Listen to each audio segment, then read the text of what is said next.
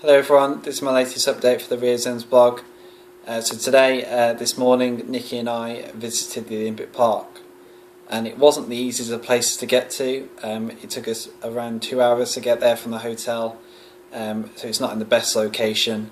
But once we eventually got there wasn't really a lot going on. The spaces were empty, the facilities and venues weren't being used, although I expected them to be in a worse condition.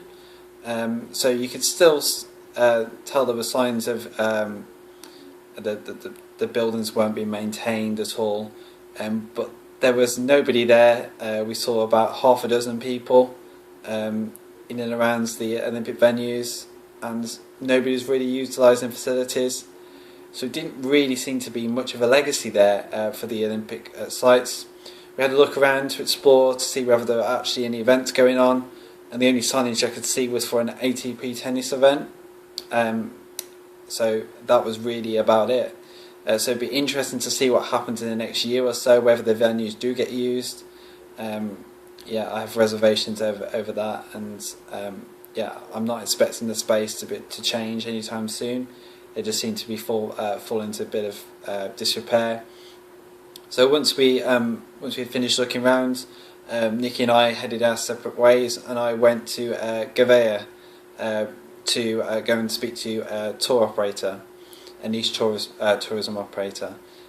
So I had a look around Gavea, yeah, and I ended up going to stumble upon the Museum for the Environment, which, if anybody knows me well enough, I'm a keen advocate for sustainability, so I was able to have a wander around, and it also gives pretty impressive views of Christ the Redeemer from a lower level, which is great. So yeah, once I had a look around at the Museum for the Environment, I also went to visit, had a look around at Puck Rio, which is a university in Gavea that was recommended for me to go and visit, and had a look around, spoke to a few people there to get a feel of what the university is like. But if you want to see any pictures from the Olympic Park, or from the Museum for the Environment, or from the Puck Rio, which I visited today, you can have a look on the Rear Zones blog, and I've also put a few more images on Twitter using the Rear Zones hashtag.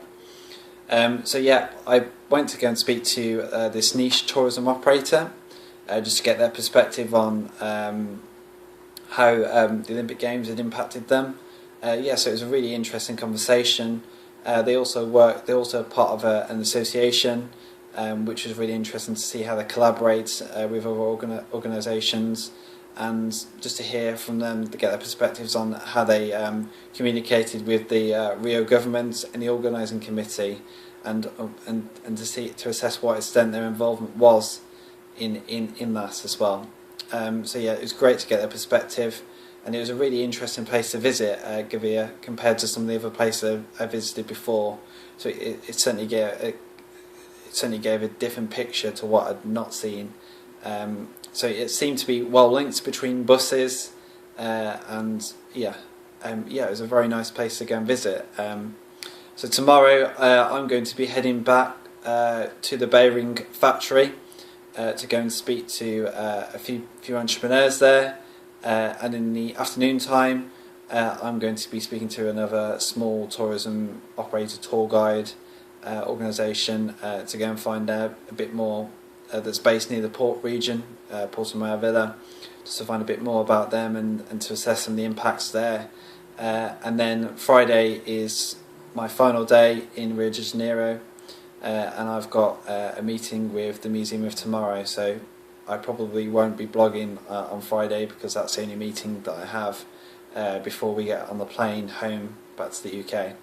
But I'll speak to you tomorrow. I'll keep you updated of how my meetings go, my interviews go with the Bearing factory, and in the afternoon with a small tourism operator. But until then, yeah, I'll see you tomorrow.